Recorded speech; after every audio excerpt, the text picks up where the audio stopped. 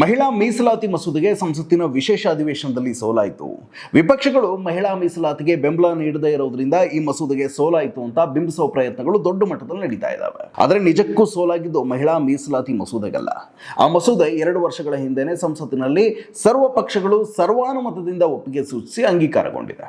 ಹಾಗಿದ್ರೆ ಈಗ ಸೋಲಾಗಿದ್ದು ಯಾವುದಕ್ಕೆ ಅಂತ ಕೇಳಿದ್ರೆ, ಮೋದಿ ಸರ್ಕಾರದ ಕುತಂತ್ರಕ್ಕೆ, ಷಡ್ಯಂತ್ರಕ್ಕೆ, ಚುನಾವಣೆ ಹೊತ್ತಲ್ಲಿ ವಿಪಕ್ಷಗಳನ್ನ ಇಕ್ಕಟ್ಟಿಗೆ ಸಿಲುಕಿಸೋ ಮಸಲತ್ತಿಗೆ ಸೋಲಾಗಿರೋದು. ಕ್ಷೇತ್ರಗಳ ಮರು ವಿಂಗಡಣೆ ಮಾಡಬೇಕು ಅಂದ್ರೆ ಮಹಿಳಾ ಮೀಸಲಾತಿ ಮಸೂದೆಯನ್ನ ಕಾಯ್ದೆಯಾಗಿ ಜಾರಿಗೆ ತರೋದು ಬಹಳ ಮುಖ್ಯ ಅಂತ ಹೇಳಿ ಇತ್ತೀಚೆಗೆ ಅಧಿವೇಶನದಲ್ಲಿ ಗೃಹ ಸಚಿವ ಅಮಿತ್ ಶಾ ಹೇಳಿದ್ರು. ಮಹಿಳಾ ಮೀಸಲಾತಿ ತಿದ್ದುಪಡಿ ವಿಧೇಯಕವನ್ನ ಜಾರಿಗೆ ತರೋಕೆ ವಿಪಕ್ಷಗಳು ಬೆಂಬಲ ಕೊಡದೇ ಇದ್ರೆ ಈ ದೇಶದ ಹೆಣ್ಣುಮಕ್ಕಳು ಕ್ಷಮಿಸೋದಿಲ್ಲ ಅಂತ ಪ್ರಧಾನಿ ಮೋದಿ ಅವರು ಕೂಡ ಸಂಸತ್ತಿನ ಭಾಷಣದಲ್ಲಿ ಹೇಳಿದ್ರು. ಮೋದಿ ಮತ್ತು ಅಮಿತ್ ಶಾ ಹೀಗೆ ಹೇಳಿದ್ದಕ್ಕೂ ತರಾತುರಿಯಲ್ಲಿ ಕ್ಷೇತ್ರಗಳ ಮರು ವಿಂಗಡಣೆಯಂತಹ ತೀರಾ ಗೊಂದಲಮಯ ಮತ್ತು ಗಂಭೀರ ವಿಷಯದ ಜೊತೆಗೆ ಮಹಿಳಾ ಮೀಸಲಾತಿಯ ವಿಚಾರವನ್ನು ತಳುಕು ಹಾಕಿ ಜಾರಿಗೆ ತರೋಕೆ ಹೊರಟಿದ್ದಕ್ಕೂ ಕಾರಣ ಇದೆ. ಮಹಿಳಾ ಮೀಸಲಾತಿ ತಿದ್ದುಪಡಿ ಮಸೂದೆ ಸಂಸತ್ತಿನ ಉಭಯ ಸದನಗಳಲ್ಲಿ ಪಾಸ್ ಆಗಬೇಕು ಅಂದ್ರೆ 2/3 ಮೆಜಾರಿಟಿ ಓಟ್ಗಳು ಬೇಕಾಗುತ್ತೆ. ಆದರೆ ಅಷ್ಟು ಮತಗಳು ಆಡಳಿತಾರೂಢ NDA ಮೈತ್ರಿಕೂಟದ ಬಳಿ ಇಲ್ಲ. ವಿಪಕ್ಷಗಳು ಒಟ್ಟಿಗೆ ಸೇರಿ ವೋಟ್ ಮಾಡಿದಾಗ ಮಾತ್ರ ಈ ತಿದ್ದುಪಡಿ ವಿಧೇಯಕ ಪಾಸ್ ಆಗೋಕೆ ಸಾಧ್ಯ. ಇಲ್ಲವಾದ್ರೆ ಮಸೂದೆಗೆ ಸೋಲಾಗುತ್ತೆ ಅನ್ನೋ ವಾಸ್ತವ ಕೇಂದ್ರ ಸರ್ಕಾರಕ್ಕೆ ಮೊದಲೇ ಗೊತ್ತಿತ್ತು. ಇಷ್ಟೆಲ್ಲ ಗೊತ್ತಿದ್ದ ಮೇಲೂ ಸರ್ಕಾರ ವಿಶೇಷ ಅಧಿವೇಶನವನ್ನ ಕರೆದು ಮಸೂದೆ ಮಂಡನೆಗೆ ಪ್ರಯಾಸ ಮಾಡಿದ್ಯಾಕೆ ಅನ್ನೋ ಪ್ರಶ್ನೆ ಸಹಜವಾಗಿಯೇ ಹುಟ್ಟುತ್ತಲ್ವಾ? ಆ ಪ್ರಶ್ನೆಗೆ ಉತ್ತರ ವೆರಿ ಸಿಂಪಲ್. ಏಕಾಏಕಿ ಸರ್ಕಾರ ವಿವಾದಾತ್ಮಕ ವಿಷಯವಾಗಿರುವ ಕ್ಷೇತ್ರಗಳ ಮರು ವಿಂಗಡಣೆಗೆ ಮುಂದಾದ್ರೆ ಅದಕ್ಕೆ ವಿರೋಧ ಪಕ್ಷಗಳು ಒಪ್ಪಲ್ಲ ಅನ್ನೋದು ಕೇಂದ್ರ ಬಿಜೆಪಿ ನಾಯಕರಿಗೆ ಚೆನ್ನಾಗಿಯೇ ತಿಳಿದಿತ್ತು. ಅದಕ್ಕಾಗಿಯೇ ಕ್ಷೇತ್ರಗಳ ಮರು ವಿಂಗಡಣೆಯ ಜೊತೆಗೆ ಅನಗತ್ಯವಾಗಿ ಮಹಿಳಾ ಮೀಸಲಾತಿ ತಿದ್ದುಪಡಿ ವಿಧೇಯಕವನ್ನ ತಳಕು ಹಾಕಿ ಸಂಸತ್ತಿನಲ್ಲಿ ಮಂಡಿಸುವಂತಹ ಪಕ್ಕಾ ಪೊಲಿಟಿಕಲ್ ಸ್ಟ್ರಾಟಜಿ ಬಿಜೆಪಿಯದ್ದಾಗಿತ್ತು. ಸದ್ಯ ದೇಶದಲ್ಲಿ ಪಂಚರಾಜ್ಯಗಳ ಚುನಾವಣೆಗಳು ಬೇರೆ ನಡೀತಿದ್ದಾವೆ. ಹೀಗೆ ಚುನಾವಣಾ ಸಂದರ್ಭದಲ್ಲಿ ಮಹಿಳಾ ಮೀಸಲಾತಿ ವಿಚಾರದ ಜೊತೆಗೆ ವಿವಾದಾತ್ಮಕವಾಗಿರುವ ಕ್ಷೇತ್ರಗಳ ಮರು ವಿಂಗಡಣೆ ವಿಚಾರವನ್ನ ಜೊತೆ ಸೇರಿಸಿ ಮಂಡಿಸಿದ್ರೆ ಚುನಾವಣೆಯ ಮೇಲೆ ಈ ನಿರ್ಧಾರಗಳಿಂದಾಗುವ ಪರಿಣಾಮಗಳನ್ನು ಗಮನದಲ್ಲಿಟ್ಟುಕೊಂಡು ವಿಪಕ್ಷಗಳು ಒಂದೋ ಬೇರೆ ವಿಧಿ ಇಲ್ಲದೆ ಮಸೂದೆಗೆ ಬೆಂಬಲ ಸೂಚಿಸಿ ವಿವಾದಾತ್ಮಕ ಕ್ಷೇತ್ರಗಳ ಮರು ವಿಂಗಡಣೆ ವಿಚಾರದಲ್ಲಿ ಮೌನ ವಹಿಸಿ ದಕ್ಷಿಣದ ರಾಜ್ಯಗಳ ಪ್ರಾತಿನಿಧ್ಯದ ವಿಚಾರದಲ್ಲಿ ಧ್ವನಿ ಎತ್ತೋ ಬದಲು ಹಿನ್ನಡೆ ಅನುಭವಿಸಬೇಕು, ಅಥವಾ ಈ ತಳಕು ಮಸೂದೆಗಳನ್ನು ವಿರೋಧಿಸಿ ಮಹಿಳಾ ವಿರೋಧಿಗಳು ಅನ್ನಿಸ್ಕೊಳ್ಬೇಕಾದ ಇಕ್ಕಟ್ಟಿಗೆ ವಿಪಕ್ಷಗಳನ್ನ ಸಿಲುಕಿಸೋ ಪ್ಯೂರ್ ಪೊಲಿಟಿಕಲ್ ಷಡ್ಯಂತ್ರವನ್ನ ಮೋದಿ ಸರ್ಕಾರ ಹೂಡಿತು. ವಿಪಕ್ಷಗಳು ಕ್ಷೇತ್ರಗಳ ಮರು ವಿಂಗಡಣೆಯಂತಹ ಗಂಭೀರ ವಿಚಾರದಲ್ಲಿ ಸರ್ಕಾರಕ್ಕೆ ಸಾಥ್ ಕೊಡೋ ಪರಿಸ್ಥಿತಿಯಲ್ಲಿ ಖಂಡಿತವಾಗಿಯೂ ಇಲ್ಲ. ಇದರ ಜೊತೆಗೆ ಬೇಕಂತಲೇ ಗೊಂದಲ ಸೃಷ್ಟಿಸುವ ಸಲುವಾಗಿ ಮಹಿಳಾ ಮೀಸಲಾತಿ ವಿಧೇಯಕವನ್ನ ತಳಕು ಹಾಕಲಾಗಿದೆ. ಹೇಗಿದ್ರೂ ಮಸೂದೆಗೆ ಸೋಲಾಗುತ್ತೆ. ಆಗ ನೋಡಿ, ನಾವು ಮಹಿಳಾ ಪ್ರಾತಿನಿಧ್ಯಕ್ಕಾಗಿ ಮೀಸಲಾತಿ ವಿಧೇಯಕವನ್ನ ಮಂಡಿಸೋಕೆ ಹೊರಟಿದ್ವಿ, ಆದರೆ ಈ ವಿಪಕ್ಷಗಳು ನಮಗೆ ಸಹಕಾರ ಕೊಡದೆ ವಿರೋಧ ಮಾಡಿದ್ರಿಂದ ಮಹಿಳಾ ಮೀಸಲಾತಿ ತಿದ್ದುಪಡಿ ವಿಧೇಯಕಕ್ಕೆ ಸೋಲಾಯಿತು. ಕಾಂಗ್ರೆಸ್ ಸೇರಿದಂತೆ ಈ ಎಲ್ಲಾ ವಿಪಕ್ಷಗಳು ಮಹಿಳಾ ವಿರೋಧಿಗಳು ಅಂತ ಚುನಾವಣಾ ಪ್ರಚಾರದಲ್ಲಿ ಬಿಂಬಿಸಬಹುದು ಅನ್ನೋದು ಬಿಜೆಪಿ ನಾಯಕರ ಹಿಡನ್ ಅಜೆಂಡಾ ಆಗಿತ್ತು. ಈಗ ಸದ್ಯ ಅದೇ ಅಜೆಂಡಾವನ್ನ ಚುನಾವಣಾ ಪ್ರಚಾರದಲ್ಲಿ ಬಳಸಿಕೊಳ್ಳೋ ಸಾಮಾಜಿಕ ಜಾಲತಾಣಗಳಲ್ಲಿ ಸುದ್ದಿಯಾಗಿ ಹಬ್ಬಿಸುವ ಪ್ರಯತ್ನದಲ್ಲಿ ಬಿಜೆಪಿಗರು ನಿರತರಾಗಿದ್ದಾರೆ. ಹಾಗಿದ್ರೆ ಚುನಾವಣೆಯಲ್ಲಿ ಬಿಜೆಪಿ ಈ ವಿಚಾರವನ್ನ ತಮ್ಮ ವಿರುದ್ಧ ಅಪಪ್ರಚಾರಕ್ಕೆ ಬಳಸಿಕೊಳ್ಳುತ್ತೆ ಅಂತ ಗೊತ್ತಿದ್ರು ಕೇವಲ ಕಾಂಗ್ರೆಸ್ ಮಾತ್ರವಲ್ಲ, DMK, ಸಮಾಜವಾದಿ, ತೃಣಮೂಲ ಕಾಂಗ್ರೆಸ್, ಆಮ್ ಆದ್ಮಿ ಸೇರಿದಂತೆ ವಿವಿಧ ರಾಜಕೀಯ ಪಕ್ಷಗಳು ಈ ತಳಕು ಮಸೂದೆಗಳ ಪರ ಮತ ಹಾಕದೆ ವಿರೋಧ ಮಾಡಿದ್ಯಾಕೆ? ಏನಾದರೂ ಬಲವಾದ ಕಾರಣ ಇರಲೇಬೇಕಲ್ವಾ? ಹಾಗಿದ್ರೆ ಏನದು ಕಾರಣ? ಅದೇ ಕ್ಷೇತ್ರಗಳ ಮರು ವಿಂಗಡಣೆ. ಸದ್ಯ ಕ್ಷೇತ್ರಗಳ ಮರು ವಿಂಗಡಣೆಗೆ ಕೇಂದ್ರ ಸರ್ಕಾರ ಮುಂದಾಗಿದೆ. ಅದು ಕೂಡ ಹಳೆಯ 2011ರ ಜನಗಣತಿಯ ಆಧಾರದ ಮೇಲೆ. ಆದರೆ ಈ ಹಿಂದೆ ಇದೇ ಕೇಂದ್ರ ಸರ್ಕಾರ ಹೊಸದಾಗಿ ಜನಗಣತಿ ಮಾಡ್ತೀವಿ, ಆ ಜನಗಣತಿಯ ಆಧಾರದ ಮೇಲೆ ಕ್ಷೇತ್ರಗಳ ಮರು ವಿಂಗಡಣೆಯ ಬಗ್ಗೆ ತೀರ್ಮಾನ ಮಾಡೋಣ ಅಂತ ಹೇಳಿತ್ತು. ಆದ್ರೀಗ ತಟ್ಟಂತ ಮನಸ್ಸು ಬದಲಿಸಿ ಈ ಕೂಡಲೇ ಕ್ಷೇತ್ರಗಳ ಮರು ವಿಂಗಡಣೆ ಮಾಡಲೇಬೇಕು ಅಂತ ಪಟ್ಟು ಹಿಡಿದಿದೆ. ಇದಕ್ಕೆ ಕಾರಣ ಏನು ಅಂದ್ರೆ 2029ರ ಲೋಕಸಭಾ ಚುನಾವಣೆ. ಆದರೆ ಇಲ್ಲಿ ಒಂದು ಅಂಶವನ್ನ ಮುಖ್ಯವಾಗಿ ಗಮನಿಸಬೇಕು. ಅದೇನಪ್ಪ ಅಂದ್ರೆ ಸದ್ಯ ಮೋದಿ ಸರ್ಕಾರ ಕೈ ಹಾಕಿರೋ ಕ್ಷೇತ್ರ ಮರು ವಿಂಗಡಣೆಯ ವಿಚಾರಕ್ಕೆ ಕೈ ಹಾಕಬಾರದು ಅಂತ 1976ರಲ್ಲಿ ಇಂದಿರಾ ಗಾಂಧಿ ಮತ್ತು 2001ರಲ್ಲಿ ಇದೇ ಬಿಜೆಪಿಯಿಂದ ಪ್ರಧಾನಿಯಾಗಿದ್ದ ವಾಜಪೇಯಿ 50 ವರ್ಷಗಳ ಕಾಲ ನಿರ್ಬಂಧ ವಿಧಿಸಿ 2020ರವರೆಗೆ ಮುಂದೂಡಿದ್ರು. ಯಾಕೆ ಹೇಳಿ? ಕ್ಷೇತ್ರಗಳ ಮರು ವಿಂಗಡಣೆಗೆ ದೇಶದ ಒಟ್ಟಾರೆ ಜನಸಂಖ್ಯೆಯ ವಿಚಾರ ಮೂಲವಾಗಿರೋದು. ಜನಸಂಖ್ಯೆಯ ಪ್ರಮಾಣದಲ್ಲಿ ಸಮತೋಲನ ಬರದ ಹೊರತು ಕ್ಷೇತ್ರಗಳ ಮರು ವಿಂಗಡಣೆಗೆ ಕೈ ಹಾಕಬಾರದು. ಪ್ರಾತಿನಿಧ್ಯದ ವಿಚಾರದಲ್ಲಿ ದೊಡ್ಡ ಪ್ರಮಾದವೇ ಉಂಟಾಗುತ್ತೆ ಅನ್ನೋ ಸತ್ಯ ಈ ದೇಶ ಒಕ್ಕೂಟ ವ್ಯವಸ್ಥೆಯ ಮೇಲೆ ನಿಂತಿದೆ ಅನ್ನೋ ಅರಿವಿದ್ದ ಇಂದಿರಾ ಗಾಂಧಿ ಮತ್ತು ವಾಜಪೇಯಿ ಅವರಿಗೆ ಗೊತ್ತಿತ್ತು. ಹಾಗಿದ್ರೆ ಪ್ರಧಾನಿ ಮೋದಿ ಅವರಿಗೆ ಈ ವಿಚಾರ ಗೊತ್ತಿಲ್ಲ ಅಂತೀರಾ? ಗೊತ್ತಿದೆ. ಆದರೆ ತಮ್ಮ ರಾಜಕೀಯ ಲಾಭಕ್ಕಾಗಿ ಇಂಥದ್ದೊಂದು ಐತಿಹಾಸಿಕ ಪ್ರಮಾದವನ್ನು ಸೃಷ್ಟಿಸೋಕೆ ಮೋದಿ ಸರ್ಕಾರ ಮುಂದಾಗಿದೆ. ಅದು ಹೇಗೆ ಅಂತೀರಾ? ಹೇಳ್ತೀನಿ ಕೇಳಿ. ಜನಸಂಖ್ಯೆಗೆ ಅನುಗುಣವಾಗಿ ಪ್ರಾತಿನಿಧ್ಯ ಸಿಗಬೇಕು ಅನ್ನೋದು ನಮ್ಮ ಸಂವಿಧಾನದ ಆಶಯ.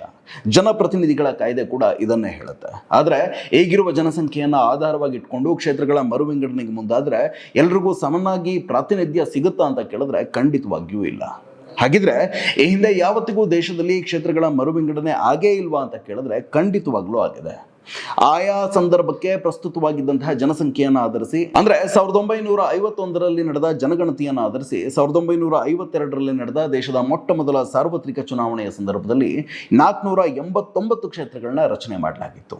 ನಂತರ 1961ರಲ್ಲಿ ನಡೆದ ಜನಗಣತಿಯನ್ನು ಆಧರಿಸಿ ದೇಶಾದ್ಯಂತ ಲೋಕಸಭಾ ಕ್ಷೇತ್ರಗಳ ಸಂಖ್ಯೆಯನ್ನ 525ಕ್ಕೆ ಹೆಚ್ಚಿಸಲಾಯಿತು. ಅದಾದ ನಂತರ 1971ರಲ್ಲಿ ನಡೆದ ಜನಗಣತಿಯನ್ನು ಆಧರಿಸಿ 525ರಷ್ಟಿದ್ದ ಲೋಕಸಭಾ ಕ್ಷೇತ್ರಗಳನ್ನ 1973ರಲ್ಲಿ ಮರುವಿಂಗಡಣೆ ಮಾಡಿ 545ಕ್ಕೆ ಏರಿಕೆ ಮಾಡಲಾಯಿತು. ಹೀಗೆ ಪ್ರತಿ ಬಾರಿ ಜನಗಣತಿ ನಡೆದು ಆಯಾ ಸಂದರ್ಭದ ಜನಸಂಖ್ಯೆಯ ಆಧಾರದ ಮೇಲೆ ಕ್ಷೇತ್ರಗಳು ಮರುವಿಂಗಡಣೆಯಾದಾಗಲೆಲ್ಲ ದಕ್ಷಿಣದ ರಾಜ್ಯಗಳಿಗೆ ಹೋಲಿಸಿದ್ರೆ ಅತಿ ಹೆಚ್ಚು ಕ್ಷೇತ್ರಗಳು ರಚನೆಯಾಗಿದ್ದು ಉತ್ತರ ಪ್ರದೇಶ, ಮಧ್ಯಪ್ರದೇಶ ಮತ್ತು ಬಿಹಾರದಂತಹ ರಾಜ್ಯಗಳಲ್ಲಿ ಅನ್ನೋದು ಗಮನಿಸಬೇಕಾದ ಅಂಶ.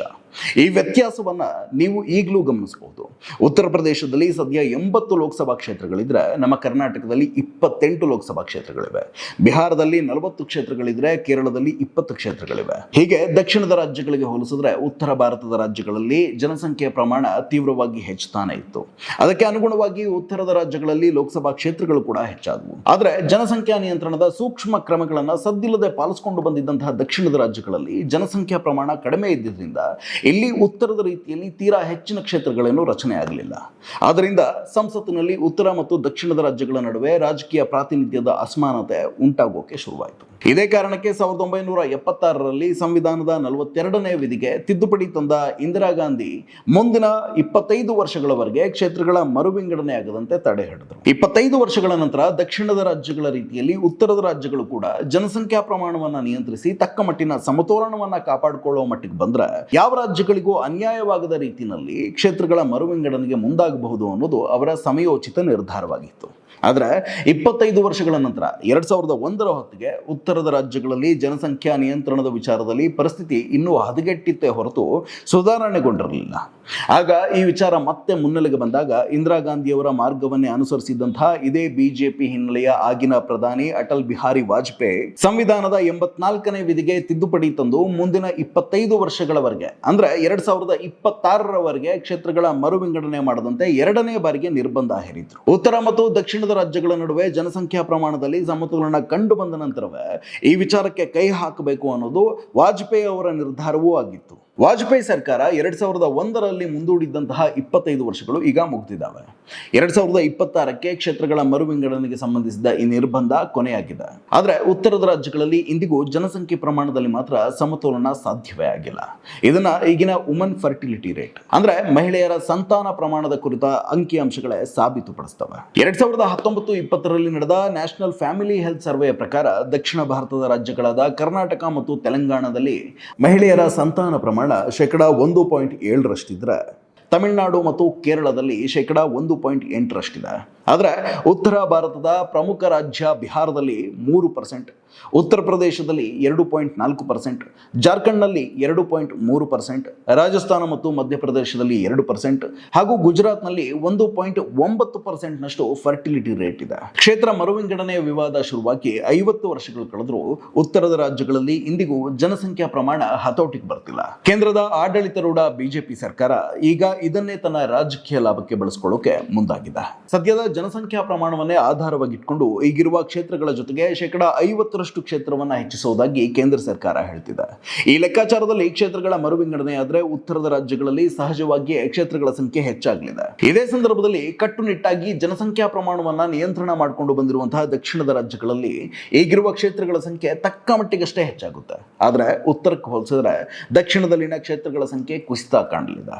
ದಕ್ಷಿಣದಲ್ಲಿ ಪ್ರಾತಿನಿಧ್ಯದ ಕೊರತೆ ಉಂಟಾಗಲಿದೆ. ನಮ್ಮ ದೇಶದಲ್ಲಿ ಈಗಿರೋ ಲೋಕಸಭಾ ಕ್ಷೇತ್ರಗಳ ಒಟ್ಟು ಸಂಖ್ಯೆ 543. ಕೇಂದ್ರ ಸರ್ಕಾರ ಈ ಕ್ಷೇತ್ರಗಳ ಸಂಖ್ಯೆಯನ್ನ 850ಕ್ಕೆ ಹೆಚ್ಚಿಸೋಕೆ ಸಜ್ಜಾಗಿದೆ. ಆದ್ರೆ ಯಾವ ಆಧಾರದಲ್ಲಿ ಕ್ಷೇತ್ರಗಳ ಮರುವಿಂಗಡಣೆ ಮಾಡಲಾಗುತ್ತೆ ಅಂತ ಕೇಳಿದ್ರೆ, ಆಗ್ಲೇ ಹೇಳಿದ ಹಾಗೆ 2011ರ ಜನಗಣತಿಯನ್ನ ಆಧಾರವಾಗಿಟ್ಕೊಂಡು ಕ್ಷೇತ್ರಗಳ ಮರುವಿಂಗಡಣೆ ಮಾಡೋದು ಕೇಂದ್ರದ ಉದ್ದೇಶ.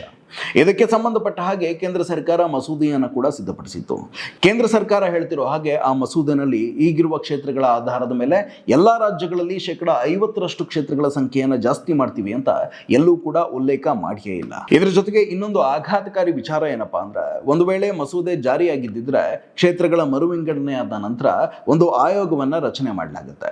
ಆ ಆಯೋಗದಲ್ಲಿ ಯಾರಿರಬೇಕು ಅಂತ ತೀರ್ಮಾನ ಮಾಡೋದು ಕೂಡ ಕೇಂದ್ರ ಸರ್ಕಾರನೇ. ಹೀಗೆ ಕೇಂದ್ರ ಸರ್ಕಾರದಿಂದ ರಚನೆಯಾದ ಆ ಆಯೋಗ ಕ್ಷೇತ್ರ ಮರುವಿಂಗಡಣೆಯ ವಿಚಾರದಲ್ಲಿ ಏನು ತೀರ್ಮಾನ ಮಾಡುತ್ತೋ ಅದೇ ಅಂತಿಮ. ಆಯೋಗದ ತೀರ್ಮಾನವನ್ನ ಯಾರು ಕೂಡ ನ್ಯಾಯಾಲಯಗಳಲ್ಲಿ ಪ್ರಶ್ನೆ ಮಾಡೋ ಹಾಗಿಲ್ಲ ಅನ್ನೋ ಅಂಶ ವಿವಾದಿತ ಕ್ಷೇತ್ರ ಮರುವಿಂಗಡಣೆಯ ಮಸೂದೆಯಲ್ಲಿದೆ.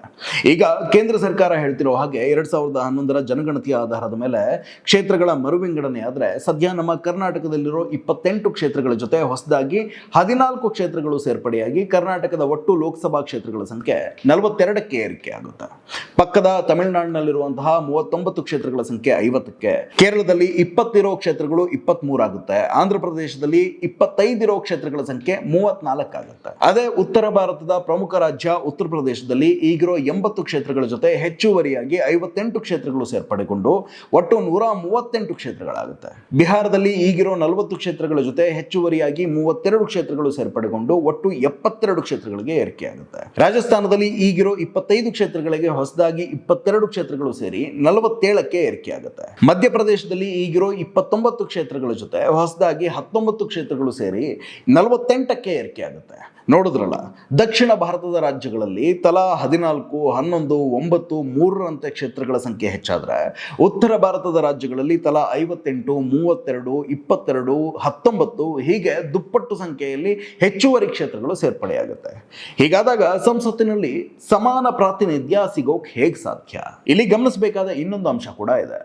ದೇಶದ ಒಟ್ಟು 543 ಲೋಕಸಭಾ ಕ್ಷೇತ್ರಗಳ ಪೈಕಿ ಕರ್ನಾಟಕದಲ್ಲಿ ಸದ್ಯ 28 ಕ್ಷೇತ್ರಗಳಿದಾವೆ. ಆದ್ರೀಗ ಕೇಂದ್ರ ಸರ್ಕಾರ ಹೇಳ್ತಿರೋ ಹಾಗೆ 850 ಲೋಕಸಭಾ ಕ್ಷೇತ್ರಗಳಾಗ್ತವೆ ಅಂತಾದ್ರೆ ಆ ಲೆಕ್ಕಾಚಾರದ ಪ್ರಕಾರ ಕರ್ನಾಟಕಕ್ಕೆ ಸಿಗಬೇಕಾಗಿರೋದು 44 ಕ್ಷೇತ್ರಗಳು. ಹೀಗೆ ತಮಿಳುನಾಡಿಗೆ 11, ಕೇರಳಗೆ 8, ಆಂಧ್ರ ಪ್ರದೇಶಕ್ಕೆ 5 ಹೆಚ್ಚುವರಿ ಕ್ಷೇತ್ರಗಳು ಸಿಗಬೇಕು. ಇದೇ ಲೆಕ್ಕಾಚಾರವನ್ನ ಉತ್ತರ ಭಾರತಕ್ಕೆ ಅಪ್ಲೈ ಮಾಡಿದ್ರೆ ಅಲ್ಲಿನ ಪ್ರಮುಖ ರಾಜ್ಯ ಉತ್ತರ ಪ್ರದೇಶದಲ್ಲಿ ಹೆಚ್ಚುವರಿಯಾಗಿ 13 ಕ್ಷೇತ್ರಗಳು ಹುಟ್ಕೊಳ್ತವೆ. ಅಂದ್ರೆ ಒಟ್ಟು ಕ್ಷೇತ್ರಗಳ ಸಂಖ್ಯೆ 151ಕ್ಕೆ ಏರಿಕೆ ಆಗುತ್ತೆ. ಬಿಹಾರದಲ್ಲಿ 9, ರಾಜಸ್ಥಾನದಲ್ಲಿ 8, ಮಧ್ಯಪ್ರದೇಶದಲ್ಲಿ 5 ಕ್ಷೇತ್ರಗಳು ಏರಿಕೆ ಆಗುತ್ತೆ. ಈಗ ಯೋಚನೆ ಮಾಡಿ, ಸಂಸತ್ತಿನಲ್ಲಿ ಉತ್ತರ ಪ್ರದೇಶದ 20 ಕೋಟಿಗೂ ಹೆಚ್ಚು ಜನರನ್ನ ಪ್ರತಿನಿಧಿಸೋ 151 ಸಂಸದರಿಗೆ ಪ್ರಾಮುಖ್ಯತೆ ಸಿಗುತ್ತೋ, ಅಥವಾ ಸುಮಾರು 7 ಕೋಟಿ ಕನ್ನಡಿಗರನ್ನ ಪ್ರತಿನಿಧಿಸುವಂತಹ 44 ಸಂಸದರಿಗೆ ಪ್ರಾಮುಖ್ಯತೆ ಸಿಗುತ್ತೋ ಅಂತ. ಹೀಗಾದಲ್ಲಿ ಸರ್ಕಾರ ರಚನೆಯಿಂದ ಹಿಡಿದು ನೀತಿ ನಿರೂಪಣೆ, ಅನುದಾನ ಹಂಚಿಕೆ, ಅಭಿವೃದ್ಧಿ ಸೇರಿದಂತೆ ಎಲ್ಲ ಆಡಳಿತಾತ್ಮಕ ವಿಚಾರದಲ್ಲೂ ಖಚಿತವಾಗಿ ಹೆಚ್ಚಿನ ಜನಸಂಖ್ಯೆ ಮತ್ತು ಅದಕ್ಕೆ ಅನುಗುಣವಾಗಿ ಹೆಚ್ಚಿನ ಕ್ಷೇತ್ರಗಳನ್ನು ಹೊಂದಿರುವ ಉತ್ತರದ ರಾಜ್ಯಗಳೇ ನಿರ್ಣಾಯಕ ಪಾತ್ರವನ್ನು ವಹಿಸ್ತವೆ. ಜನಸಂಖ್ಯೆ ನಿಯಂತ್ರಣದ ಸೂತ್ರವನ್ನು ಪ್ರಾಮಾಣಿಕವಾಗಿ ಪಾಲಿಸಿದ ಒಂದೇ ಒಂದು ತಪ್ಪಿಗೆ ನಮ್ಮ ದಕ್ಷಿಣದ ರಾಜ್ಯಗಳು ರಾಜಕೀಯ ಮತ್ತು ಆಡಳಿತಾತ್ಮಕ ಬಲವಿಲ್ಲದೆ ಅಸಹಾಯಕ ಸ್ಥಿತಿಯನ್ನು ತಲುಪ್ತವೆ. ನಮ್ಮನ್ನ ಪ್ರತಿನಿಧಿಸುವಂತಹ ಸಂಸದರು ಸಂಸತ್ನಲ್ಲಿ ಮೂಕ ಪ್ರೇಕ್ಷಕರಾಗಬೇಕಾದಂತಹ ಪರಿಸ್ಥಿತಿ ನಿರ್ಮಾಣವಾಗುತ್ತೆ. ನಮ್ಮ ಓಟಿಗೆ ಬೆಲೆನೇ ಇಲ್ಲದಂತಾಗುತ್ತೆ. ಈಗಾಗಲೇ ಹೆಚ್ಚುತ್ತಾ ಇರುವಂತಹ ಹಿಂದಿ ಹೇರಿಕೆ ಎಲ್ಲ ಎಲ್ಲೆಗಳನ್ನ ಮೀರುತ್ತೆ. ಕೇಂದ್ರದಿಂದ ನ್ಯಾಯಯುತ ತೆರಿಗೆ ಪಾಲನ್ನ ಪಡೆಯೋದು ಕನಸಿನ ಮಾತು ಎನ್ನುವಂತಾಗುತ್ತೆ. ಕೇಂದ್ರದಿಂದ ಉತ್ತರದ ರಾಜ್ಯಗಳ ಓಲೈಕೆಯ ರಾಜಕಾರಣ ಎಗ್ಗಿಲ್ಲದೆ ಸಾಗುತ್ತೆ. ಉತ್ತರದಲ್ಲಿ ಕ್ಷೇತ್ರಗಳು ಹೆಚ್ಚಾಗುವ ಕಾರಣ ಅವುಗಳ ಅಭಿವೃದ್ಧಿಯ ನೆಪದಲ್ಲಿ ನಮ್ಮ ತೆರಿಗೆ ಪಾಲು ಇನ್ನ ದೊಡ್ಡ ಮಟ್ಟದಲ್ಲಿ ಸೋ ಕಾಲ್ಡ್ ಬಿಮಾರು ರಾಜ್ಯಗಳಿಗೆ ಸಂದಾಯವಾಗುತ್ತೆ. ಒಟ್ಟಿನಲ್ಲಿ ದಕ್ಷಿಣದ ರಾಜ್ಯಗಳು ಮಲತಾಯಿ ಮಕ್ಕಳಾಗಿ ಹೊರಹೊಮ್ಮುತ್ತವೆ. ಉತ್ತರದ ರಾಜ್ಯಗಳಲ್ಲಿ ಹೆಚ್ಚುತ್ತಾ ಇರುವಂತಹ ಜನಸಂಖ್ಯಾ ಪ್ರಮಾಣಕ್ಕೆ ಕಡಿವಾಣ ಹಾಕದೆ ಕ್ಷೇತ್ರ ಮರುವಿಂಗಡಣೆಯ ವಿಚಾರಕ್ಕೆ ಕೈ ಹಾಕಿದ್ರೆ ದಕ್ಷಿಣದ ರಾಜ್ಯಗಳಿಗೆ ಅನ್ಯಾಯ ಕಟ್ಟಿಟ್ಟ ಬುತ್ತಿ. ಅದಕ್ಕಾಗಿಯೇ ಇಂದಿರಾ ಗಾಂಧಿ ಮತ್ತು ವಾಜಪೇಯಿ ಅವರು ಕೂಡ ಈ ವಿಚಾರದಲ್ಲಿ ರಾಜಕೀಯ ಮಾಡದೆ ತಟಸ್ಥವಾಗಿದ್ರು. ಆದರೆ ದಕ್ಷಿಣದ ರಾಜ್ಯಗಳಲ್ಲಿ ಅಧಿಕಾರಕ್ಕೆ ಬರೋಕೆ ದಶಕಗಳಿಂದ ಸರ್ವ ಪ್ರಯತ್ನ ಮಾಡಿ ಅದು ಸಾಧ್ಯವಾಗದೆ ಸುಸ್ತು ಹೊಡೆದಿರುವಂತಹ ಬಿಜೆಪಿ ಈಗ ತಮಗೆ ಮತ ಹಾಕದ ದಕ್ಷಿಣದ ರಾಜ್ಯಗಳ ಮತಗಳೇ ಬೇಡ, ಅವರಿಗೆ ಪ್ರಾತಿನಿಧ್ಯವನ್ನ ಕೂಡ ಕೊಡಲ್ಲ ಅನ್ನೋ ಪರೋಕ್ಷ ನಿಲುವನ್ನ ತಾಳ್ತಿದೆ. ಕ್ಷೇತ್ರಗಳ ಮರುವಿಂಗಡಣೆಯ ಮೂಲಕ ತಮ್ಮ ಪಕ್ಷಕ್ಕೆ ಹೆಚ್ಚಾಗಿ ಮತಗಳು ಬರುವ ಉತ್ತರ ಭಾರತದ ರಾಜ್ಯಗಳಲ್ಲಿ ಲೋಕಸಭಾ ಕ್ಷೇತ್ರಗಳನ್ನು ಹೆಚ್ಚಿಸಿ ಅಲ್ಲಿನ ಮತಗಳನ್ನ ಅಲ್ಲಿನ ಕ್ಷೇತ್ರಗಳನ್ನ ನೆಚ್ಚಿಕೊಂಡು ರಾಜಕಾರಣ ಮಾಡುವ, ಆಡಳಿತ ನಡೆಸುವ ಆಘಾತಕಾರಿ ನಡೆಯನ್ನ ಅನುಸರಿಸೋಕೆ ಬಿಜೆಪಿಯ ಮೋದಿ ಸರ್ಕಾರ ಮುಂದಾಗ್ತಿದೆ. ಇದೇ ಕಾರಣಕ್ಕೆ ಮಹಿಳಾ ಮೀಸಲಾತಿ ಮಸೂದೆ ಮಸೂದೆಯನ್ನು ನೆಪವಾಗಿಸಿಕೊಂಡು ಎಲೆಕ್ಷನ್ ಟೈಮಲ್ಲಿ ವಿಪಕ್ಷಗಳನ್ನು ಇಕ್ಕಟ್ಟಿಗೆ ಸಿಲುಕಿಸಿ ಸೈಕಲ್ ಗ್ಯಾಪಲ್ಲಿ ಕ್ಷೇತ್ರಗಳ ಮರು ವಿಂಗಡಣೆಗೆ ಸಜ್ಜಾಗಿದ್ದ ಸರ್ಕಾರಕ್ಕೆ ವಿಪಕ್ಷಗಳು ತಕ್ಕ ಪಾಠ ಕಲಿಸಿವೆ. ಒಂದು ವೇಳೆ ಕ್ಷೇತ್ರಗಳ ಮರು ವಿಂಗಡಣೆ ಆಗಲೇಬೇಕು ಅನ್ನೋದಾದರೆ ಕೇಂದ್ರ ಸರ್ಕಾರ ಮೊದಲು ಜನಸಂಖ್ಯಾ ಪ್ರಮಾಣದಲ್ಲಿ ಸಮತೋಲನವನ್ನು ತರುವತ್ತ ಗಮನ ಹರಿಸಲಿ, ಆಮೇಲೆ ಮುಂದಿನ ಮಾತು. ನಮಸ್ಕಾರ.